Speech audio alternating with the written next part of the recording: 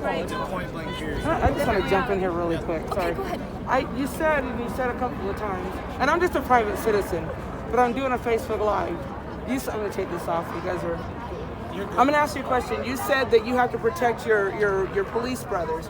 You guys are all a family, and I get that. And we're all a family, you know, and so where you are fortunate enough to be young, black, which is what a majority of the times is being killed in the streets by police, but you're also a police officer, don't you think that you could do something more to help bridge the gap between your brothers and sisters and your brothers and sisters?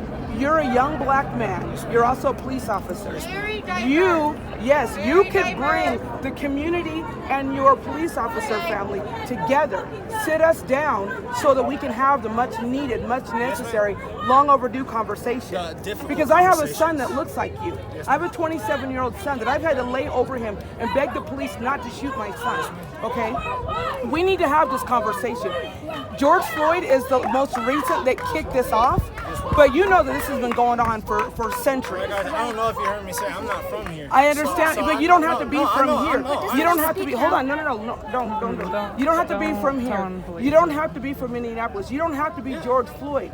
You are here. It's happened here. They still have not released the body cam videos to Bernardo Palacios. This happened at the end of May. Okay. I know the Elijah Smith family, okay, and they still haven't received justice. At some point, somebody has got to listen. We don't want you to hear us. We want you to listen to us. Yes, ma'am. We want you to get in a room with us. We want your guns down. We want your guard down. We want to come in and we want to sit down and we want to have the much needed talk. We are tired of being afraid. I have never been this close to police officers, and I have them in law enforcement without freaking out. I'm shaking now, as you can see. This needs to happen. Nobody wants to look over their shoulders. I'm wearing this to represent the women that have been killed by police. It's not just men. We need you to bring us together, Mr. Young, black, healthy police officer man. If somebody wants to have that conversation, let's have that conversation. Who do I need to talk to? I will go to them right now. Can we have this, sir? This is much needed. What's your name? I was here. My name is Tyrese Bellamy. I was here last Saturday. Say it really fast. Sorry, Tyrese Bellamy. I was here last week with the whole thing with the Capitol. I've been to every protest this week. There were some very disrespectful people that came down in our names and they vandalized downtown. We tried to stop it. Unfortunately, we are in Utah where the white community is larger than the black community. So if you have 100 black people out there saying, don't do it, you've got 2,000 white people going crazy, there's only so much you can do. And the police were not present for several hours. I am here now. I'm telling you now, I will sit down with you by myself. I will sit down with all of you by myself. We need you to understand how we feel. We need to understand how you feel so that we can stop the senseless killing. I have grandkids. I'm afraid. This has got to end. And I understand it didn't happen in Utah. I'm not blaming all police officers because there are some good one of y'all. I'm just saying. We need you guys to be able to be strong enough and bold enough to come out. If he messes up and you witness it, you need to be able to come out and not be retaliated against. On the way here, I read that in Brooklyn, there was a female officer who lost her job because she told on a fellow police officer for violating somebody.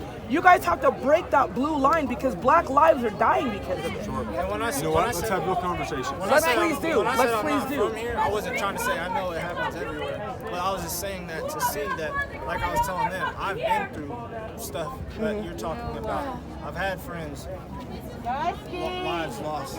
I get it. Okay? I get it. And I have, just like you have little nephews, nieces, I have little cousins. I have grandchildren. Yes, ma'am. I have 3. But let me tell you how many platforms you have. Yes, ma'am. You have a black platform. Yes, ma'am. You have a male platform. Yes, ma'am. You have a law enforcement platform. Yes, ma'am. Do you not understand the position God has placed you in? Yes, ma'am. You are very powerful, and I need you to help empower. Yes, ma'am. I think you are both so powerful. That's what I need you to do.